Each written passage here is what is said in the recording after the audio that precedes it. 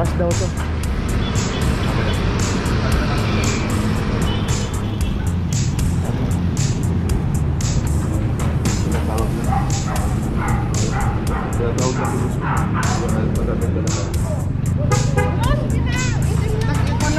Ano lang yun, nag-in lang dyan sa bangko, kaya pinakausap ko. Kaya nga sir, kaso ito sir, mabuhay dito. Bawal tayo magparada po dito. Hindi, nung umano lang kung mag-lang pasensya na. Kaya sir, Pasensya na po, pasensya na po. Side book po yan sir.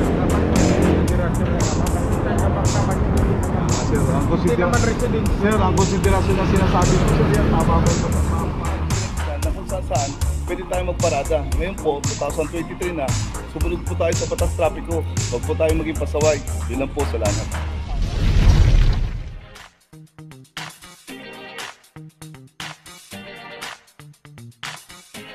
Papajo TV!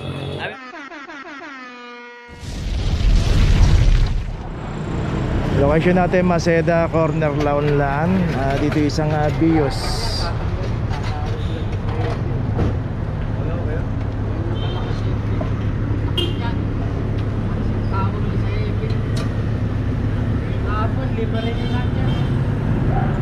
Malakas daw to. Saka yung isang Montero. Ito yung Bios 2342. Saka yung Montero dito. So pagka gano'n, sana mahiya naman tayo. Hindi ko mo malakas, gagamitin natin yung impluensya. Pagka meron tayong violation, dapat panagutan po natin. Ito 2313 yung Montero. Nakakahiya rin naman po dun sa iba na nakaklamp, tapos nagbabayad po ng penalty. Sana wag naman pong gano'n. Boss, magsingin lang, ano nakahapan yan? Karis ka nagkaan yan? Ha?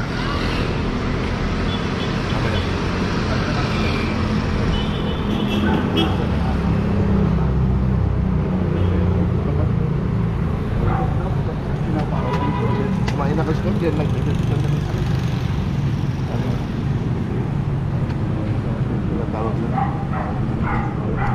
tinatawag na kibus mo. Patatanggal na kayo. Ha?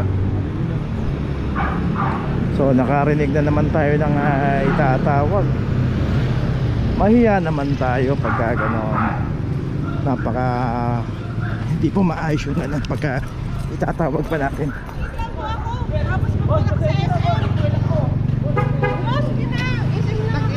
Ano lang yun, nag-in lang dyan sa bangko, kaya pinakausap ko. Mayroon yung lisensya ma'am. Tsaka ORCR. Lahat po na may mga driver dumating, ticket lang po. Sige po, ticket na lang. Sige po, para po ano yung process. Oo, kasi nag-meeting lang sila dyan. Ang problema yun. Ma'am, nakarap tayo doon, yung point na naman. Huwag na, nakaklap na ito, nakaklap na. Okay, dito pala to sa isang bangko. So wala namang problema na mag-meeting, pero sana iayos po yung pagkakaparada kasi magiging dahilan po yan, kagaya ng iba rin nga nakaklamp.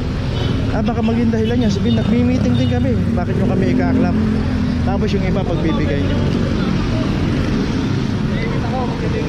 Kaya nga sir, kaso ito sir, mabuhay dito. Bawal tayo magparada po dito. Hindi, nung umano lang kung mag-lang pasensya na. Kaya sir, Pasensya na po, pasensya na po, okay lang. Hindi ko rin po makakatanggal.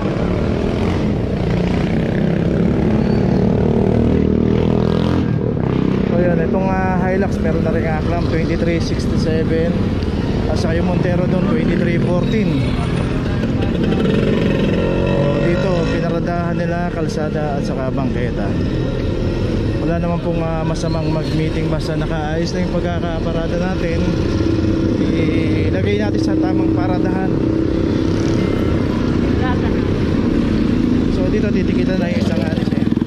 Sige, gano'n na lang. Tapos babayaran na naman tayo. So ito yung isang Montero na kulay puti, titikitan na lang. So pagka tinikita niya, yung clamp na kinabit, tatanggalin po yan. Sir, okay naman po yung ano dyan. Kasi may ano naman po yan. Valid. Parang yun sir sa ating dito.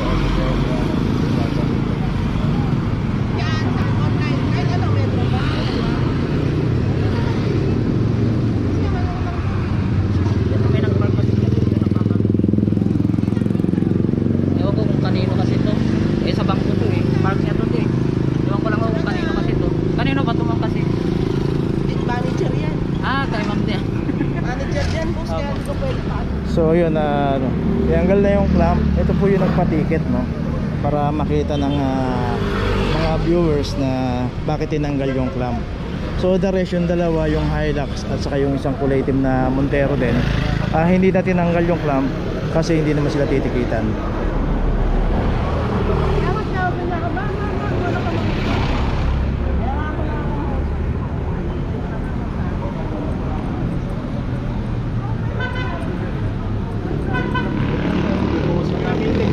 Sir, ito pa sir.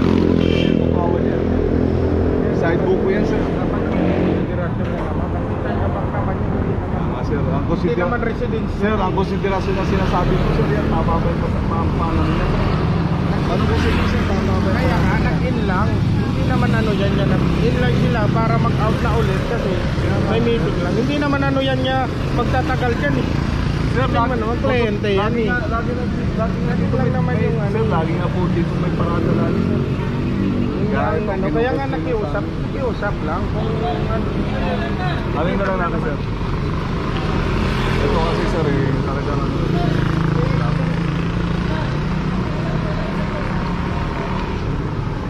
Paano mo na sir, pwede ka naman pa-upos.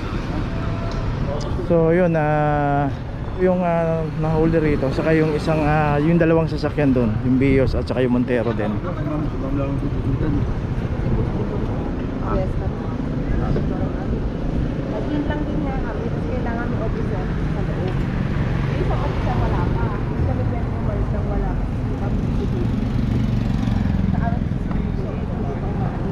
Ikaw dyan, dito na lang yan. Sir, ano, slam lang. Babae dito po.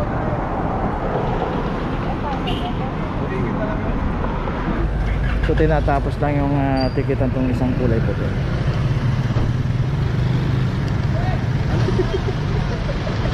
Tinanong mo pa. Nakalit na ba yun? Buena. Okay naman. Ayan. Ito, wala salamin. Ito, ano, dito, sir.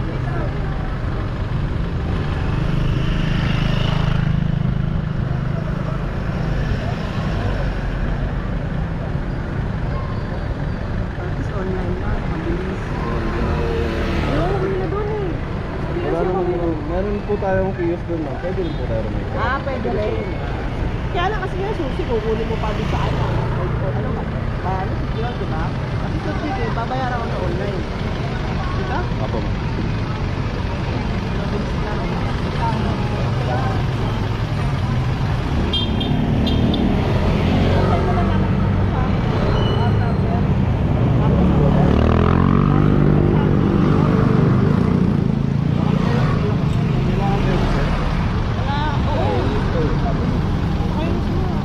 Yan din, nag-in lang din niya. Parehas kami, nag-in lang.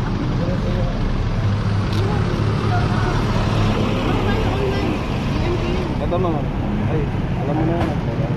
Ay, kasi, ano dyan? Ayan ma'am. Ito, download po, register. Meron na kami pwede.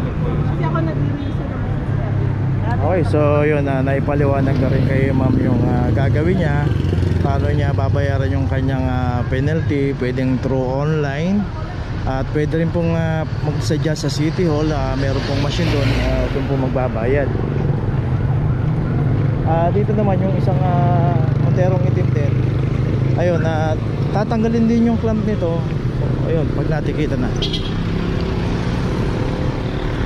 So ganoon naman po yung policy, no? Pagka obstruct tayo, may mga meeting tayo, meron tayong pupuntahan na lugar na walang parking at nasa mabuhay lane tayo, ayan, nakita natin tinatanggal na yung clamp, no? So yung kaya tinanggal po yung clamp dahil nagpatikit na lang si sir. So bali ang naklamp lang dito yung Hilux dahil wala naman yung driver. So yung dalawang Montero, yung puti saka itim, ayun, tinitikitan na lang dito. So ganun po, maging aware po tayo pagka pumarada tayo, hindi lang yung kahit sandali lang po tayo. Minsan yung yung madalas na mahuli tayo, yung masyado tayong tiwala Lalo dito sa Manila, meron pong ordinansa ng clamping dito from District 1 hanggang District 6. Tatlong grupo po yung umiikot dito. So merong sa District 1 and 2. Ito yung sa atin yung 3 and 4 at saka yung 5 and 6. Kaya maging aware po tayo. Basta alam nating yung pinaradahan natin bawal, mabuhay lane, naka-obstruct tayo. Wag na po nating ipilit. Hanggang maaari kung may makikita tayong pay parking o kaya mga secondary road na hindi naman nagka-clamp yung clamping team, pero wag po tayo magdo-double parking sa mga secondary road. Wag po tayo mag-i-street corner. Mauhuli rin po tayo. So yun po yung mga policy. Maging aware lang po tayo. So yun, patuloy pong tinitikitan yung lisensya ni sir. At pagkatapos yan, lalaga na po tayo. So sa iba naman po na may mga binabanggit na kakilala, malakas daw sila, mahiya naman po tayo. Maging parehas po tayo. Unfair naman po dun sa iba na mga nauhuli na wala namang kakilala, no, wala silang access dun sa mga nakaupo dun sa gobyerno. Sana wag na rin natin gamitin yung mga binabanggit natin kasi wala pong silang kinalaman dyan. Hindi po sila involved dyan. Maaari po kung tayo nahuli at alam nating may violation tayo, isettle na lang po natin. At pagkatapos nun, wag na po nating ulitin mag-violate. Kasi kung paulit-ulit po tayo magba-violate, ibig sabihin talagang sinasadya na natin yan. So sana maging aral na rin sa iba na pagkabawal, wag na po natin gawin. Iparada na lang po natin yung ating mga sasakyan sa tamang parada. Okay, so yun, hindi kita na, tuloy na po tayo. Okay, nandito na ngayon tayo sa opisina ng clamping, sa impounding dito sa Central.